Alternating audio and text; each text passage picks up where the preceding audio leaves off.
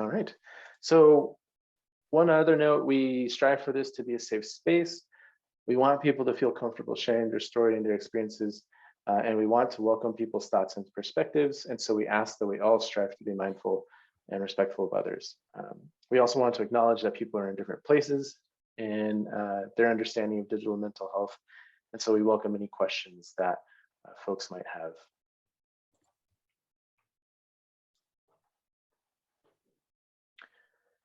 And I always mention this at the start of every digital drop-in, but there really is no one-size-fits-all solution. And this goes, I think, for mental health broadly as well. So there are a lot of digital tools out there, hundreds of thousands by some estimates, tens of thousands by our own estimates at CyberGuide. But it's really up to the consumer or the client and for them to determine what their needs and preferences are. Okay, so today we'll be talking about digital mental health resources for college students and by extension, transition-aged youth. And this can be a particularly challenging time just in general with all of the changes happening, with potentially going off to college, changes in social network, maybe moving away from friends and family. But this is especially challenging given the situation that we find ourselves with COVID and this sudden switch to a fully virtual environment for many folks. And as well as the uncertainty that comes along with everything that's happening with COVID. And so it could be a lot for younger folk to juggle. And so I'd like to kick off our conversation today by bringing in some experts in the college student mental health space at college. And I'd like to introduce Nolan Tesone, the Director of Campus Partnerships at at College, and Nod. Welcome, Nolan. Yeah, hello everyone. Thank you so much for having me, John. As John mentioned, my name is Nolan Tesone. I use he, his, him pronouns, and I am the Director of Campus Partnerships with at College. at College is a solution suite, so we have 4 different platforms that are for institutions of higher education. The one that we'll be primarily focused on today is our app called Nod. I'm really excited to take you through the research and efficacy behind Nod, and then actually get into an app walkthrough and show you how a fictitious user would typically use the app, and then save some time for partnership details, how we get the word out to students, some of the service design components. I think, it's especially helpful to know how you market and promote these applications, whether it be, a digital tool or whether it be any programming effort on campus, how you're starting to socialize those ideas around mental health and well-being to students. So that is my plan for my spiel today. So starting to share my screen here. Can I just get a quick thumbs up that you all can see what I'm presenting? Awesome. Thank you all so much. So what Nod is it is an effective mobile intervention to address specifically student loneliness and depression. And starting to just talk a little bit about the nebulous stages of Nod, we developed this in partnership with an organization called Hope Lab. If you're not familiar with Hope Lab, they do some amazing work in the teen, adolescent, young adult mental health and well-being space. And they partnered with our organization, Grit Digital Health, because of our experience designing and implementing these interventions. So I've talked a little bit about this already, but at College is, again, a suite of solutions, but also our flagship platform. We're at 200 campuses around the nation. at College is really focused on upstream early intervention and prevention by focusing on the full comprehensive student experience. So it's an app that taps into current campus resources and really personalizes mental health supports for each student using the platform. So again, because of our experience, designing these interventions and implementing them on campus, that was the start to our partnership with Hope Lab. Now, Hope Lab did a systems mapping exercise back in 2018, and they wanted to know what is the biggest way to have a splash on campus? And what they found is that focusing on loneliness, especially for students within the Gen Z demographic, and those students being students heading into institutions of higher ed, focusing on this collegiate demographic was the biggest way to have impact. And we know that students that are Gen Z are indeed experiencing loneliness at epidemic proportions, and other demographics as well are experiencing loneliness as well. We know that loneliness is on the rise as well. This is American College Health Association data back in 2018, or 2019, excuse me. I'm gonna rewind real quick. In 2019, this number, 67% of students reported feeling very lonely in a year timeframe. That is up 7% than the year prior in 2018. So again, we know that it's on the rise, and all of that is, again, pre-COVID. So we know that that's something that students were grappling with, and just developing deep connections and really starting to realize the importance of debunking that loneliness in a pre-COVID landscape. COVID, we know students are reporting feeling increased stress and anxiety. We know that students are also reporting feeling more lonely in just such a landscape of social isolation. And then we know it's definitely harder to stay connected with your peers and with your friends. I think that's something that everyone on the call, again, can resonate with. And just when, back in 2020 and where we are now, it's been a challenge to stay connected with some of our closest family members and friends. Now, you might be familiar with loneliness or the positive mental health correlates related to staying connected and having deep, meaningful relationships. And some of those are the following. So just overall happiness, academic success, economic success, physical health, longevity. But at the flip side, and where the rubber typically meets the road for a lot of campus administration, is we know that lonely youth are at heightened risk for anxiety, depression, poor sleep quality, susceptibility to illness, self-harm, suicide ideation, and even dropout. It's helpful to define oftentimes what loneliness actually means, especially in a college setting. So very quickly, we know that loneliness is the gap between the relationships that one wants and the relationships that that individual actually has. And that gap can cause emotional pain. So the whole goal of what we created is to close that gap that's causing emotional pain. Now, a little bit about our RCT. We worked with the Department of Developmental Social Neuroscience, it's always a mouthful for me, at the University of Oregon. And we are actually the first randomized control trial of a scalable mobile intervention to actually address loneliness on campus. And here's again a snapshot of that research summary. In summary, and I'm condensing a lot of research into a quick 30 seconds, but the app is effective in decreasing depression and loneliness for the most at-risk students. And then the secondary outcomes of increasing sleep quality, campus belonging, social support, and intention of returning to campus. So that's a little bit about our research behind the app itself. I'm going to get into more of a how we actually accomplish that efficacy, and then get into a product walkthrough. But the first thing to note is why we named the app NOD. It doesn't stand for anything, NOD. What it means is we know that a head nod is oftentimes the first interaction, especially when you're masked up on campus, that can lead to those deeper connections. So hence the name NOD. And one of the key indications here, what students told us is that, if we were to name something the loneliness app, I wouldn't organically wayfind to something. And, I feel like you all do such a great job of just reviewing these applications and assessing their validity with the actual users. So hence that naming convention and normalizing those experiences around deep connections. Now I'm going to get into what we call our impact pathway. So if you all are familiar with any logic models, it's very similar to that. So it's essentially how we achieve our long-term and short-term outcomes. Long-term outcomes being decreasing anxiety, depression, suicide ideation, increasing retention.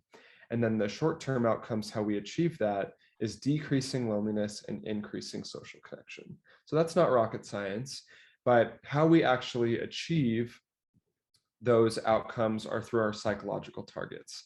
I'm going to run through these really quickly here.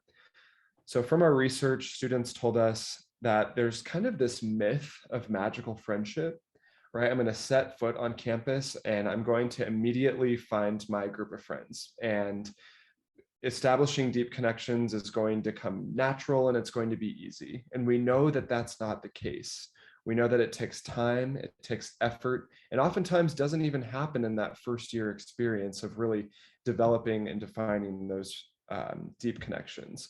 So we want to harness those realistic expectations and also infuse that growth mindset. So we know if students are, left on red, let's say, that might inhibit them from reaching out or putting themselves out there again. So keeping students persisting through those challenges, offering up social risks. We know from our research that campuses can't just host another movie night and expect for students to connect with one another. They simply don't have the social skills or the social skill building tools to do so.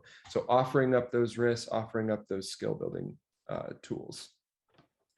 Focusing attention outward and applying a compassionate lens go hand in hand. So we know that students who might be experiencing more acute anxiety or depression tend to be overly focused within. We want to get students out into the real world or to another individual social sphere, practicing those social risks. And then after that, we do some CBT and apply a compassionate lens with either a cognitive reframe or a cognitive reappraisal when students are finished with their app experience. So that was a mouthful, but each of those targets are weaved throughout the app experience, which I'll get into now. So there's three main functions: testimonials, ideas, and reflections. Testimonials are where students can hear from other peers across all of our partnering institutions and from our initial development about their experience connecting with others or their challenges in a COVID landscape connecting with other students. And what that does is holds realistic expectations, and we do a level of social norming so students know that they're not alone in that experience. And furthermore, we know that social norming increases help-seeking behaviors. So if you're still grappling with some of those issues, getting to those right resources at the right time on campus to further those experiences. And then hearing from other students about how they were able to persist, again, we know allows students to kind of open that gateway themselves. Then we weave in our ideas and challenges. And this is where the science of social connection really comes into play from that RCT, which you'll have in just a minute here. But we break these up into 5 key components: acts of kindness, gratitude, inviting, initiating, active listening, and self-disclosure. And you can also see that you're seeing our awkward bulldog here. Now, our awkward bulldog is one example of imagery that we use to kind of illustrate the inherently awkward nature of friendships sometimes or relationships. And we also want to transcend gender identity, ethnicity, SES, sexual orientation, you name it, because we know that those oftentimes are barriers for students to connect with one another. So all of that imagery is reflected through the app experience. And here we're going to identify a goal or an idea that might be resonating with that student experience. So maybe it's getting past the small talk. Well, that looks different for a lot of students. Maybe we want to try some tools to actually make for deeper conversations. So learning about reflective questioning versus those baseline questions, hearing from other lived student experiences on how they were able to do that. From there, you can set a check-in and a timeline to keep coming back to those specific goals, and that'll actually send push notifications should you endorse wanting those, to keep coming back to, again, those risks that we offer up to the students in the platform. And all of those risks and ideas and social challenges are focused outward to another individual. The next key area are reflections. So this is my personal favorite part of the app, and oftentimes what I find myself coming into the application to use. And this is, again, rooted in CBT, and we break these up into these 5 key components here. So either a cognitive reframe or a cognitive reappraisal, pending how students are going through those challenges and ideas. So let's say a student, again, in that example, doesn't hear back from a friend when reaching out for virtual coffee. That makes me feel a little bit anxious. From there, I'm going to do a cognitive reframe, shift my perspective with either a interactive reflection, breathing exercise, a meditation. And the ultimate goal of the one I'll show you in just a bit is to break that negative thought cycle. So this is going to be a game of whack-a-mole. There's going to be some noise here, so just bear with me. But just like those moles, we're going to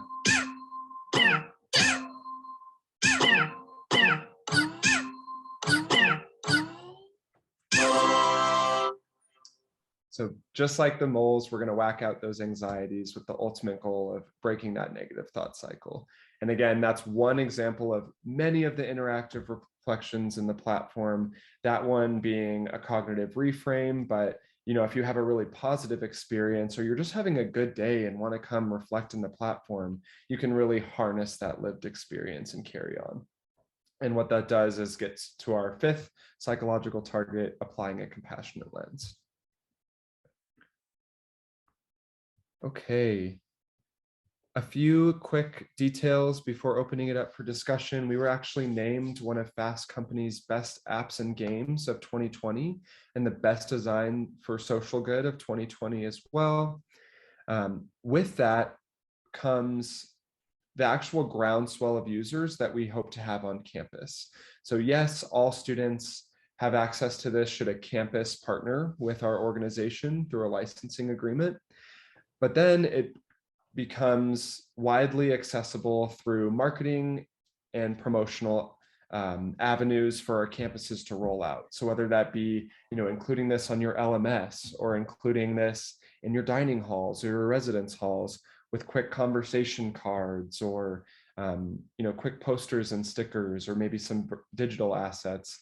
This is an intervention in and of itself. So a student doesn't necessarily have to be in the app to learn something that is normalizing that experience. If you feel really lonely in a crowd of people or at a party, seeing that you might not be alone in that experience can really start to create that social fabric on campus and really start to debunk this as a really upstream and early intervention approach.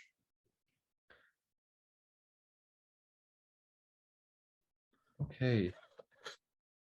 That was a really high-level overview of both the research and the app walkthrough, and wanted to, again, just thank you all for your time and attention. Thank you, Nolan, for sharing Nod with us, and you at college. And let me go ahead and share my screen real quick.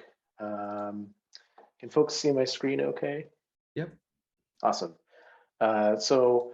Again, I'll just take 5 minutes to share some other tools that we have reviewed at One Mind Psyberguide, again, before we kind of open that floor up again for any other questions that folks might have. So these are some of the other digital tools that we've reviewed. And while none are specifically geared towards college students like Nod, these are some just general or broader tools that we found can be useful in kind of helping college students navigate that sort of transition. So the first is Dailyo, and Dailyo, for those who aren't familiar, is a mood tracking app. So this lets you record and track your moods over time, helps you kind of track some patterns, maybe helps gain some insight into what events or what behaviors might be affecting your mood. Happify is another popular app out there. This app involves a lot of different courses for well-being, with the ultimate goal of leveraging sorts of positive psychology and cognitive behavioral therapy, and guiding you through different exercises based in those different theoretical frameworks. There's also Mindshift, which is I believe the full title is Mind Shift, Anxiety, and Depression on the Play Stores or on the app stores. This app primarily uses cognitive behavioral therapy. One thing to note with this app is that it is also a free app.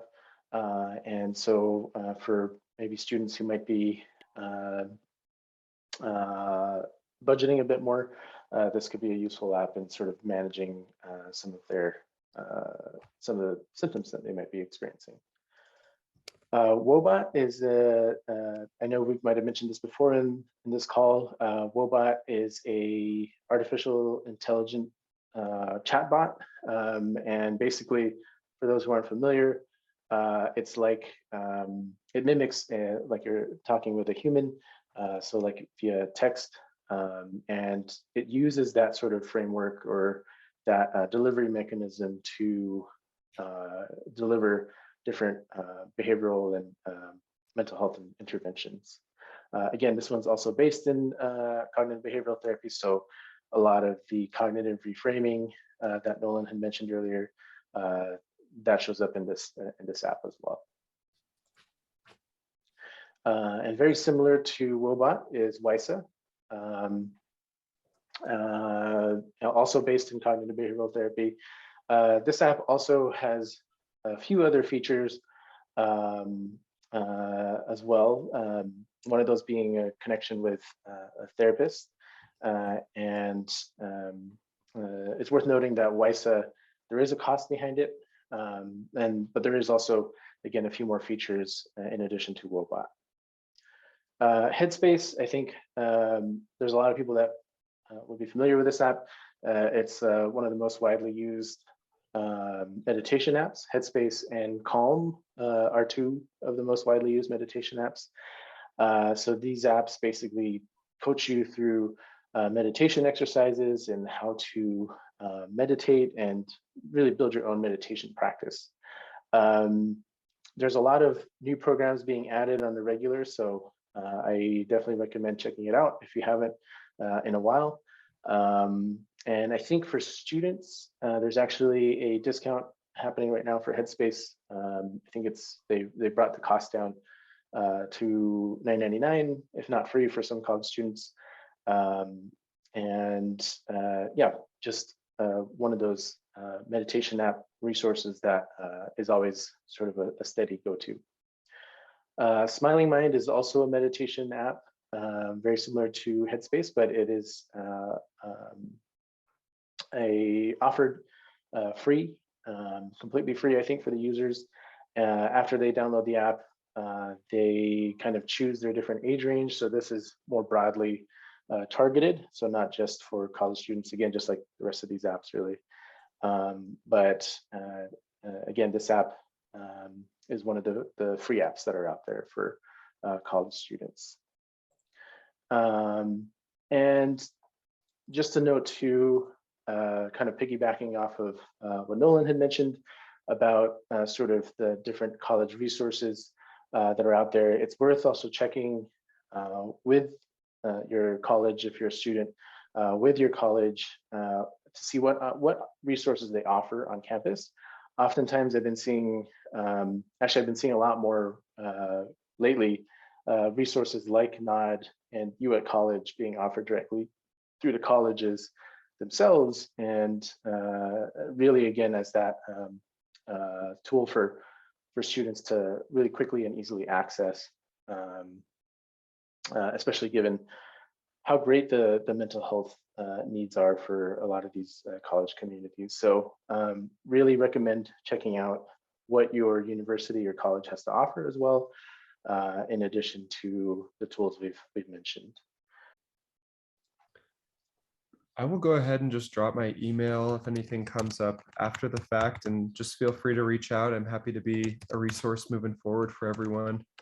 And just, again, thank you all for your ear today and just your willingness to learn more about such an important issue. Yeah, thank you so much, Nolan, for really sharing such a wonderful resource. Again, I think I would love to see NOD on every campus out there, and I think it's just like a great resource for college students, and really excited to to see that expansion happen, and see it as a resource that's being offered more and more. And thank you so much as well for sharing your expertise with the college student population, and really sharing sort of why this topic is an important one to talk about, and really address, and the potential for digital mental health to help in this space as well. So with that being said, I know we are approaching that 2 p.m. mark. If folks have any additional questions, please feel free to reach out to myself. You have my email in there, or you can reach out to Nolan directly as well. Again, hope to see everyone at our next drop-in, and thank you so much for joining us. And thank you, Nolan, as well, for sharing your expertise. Of course. Thank you all so much.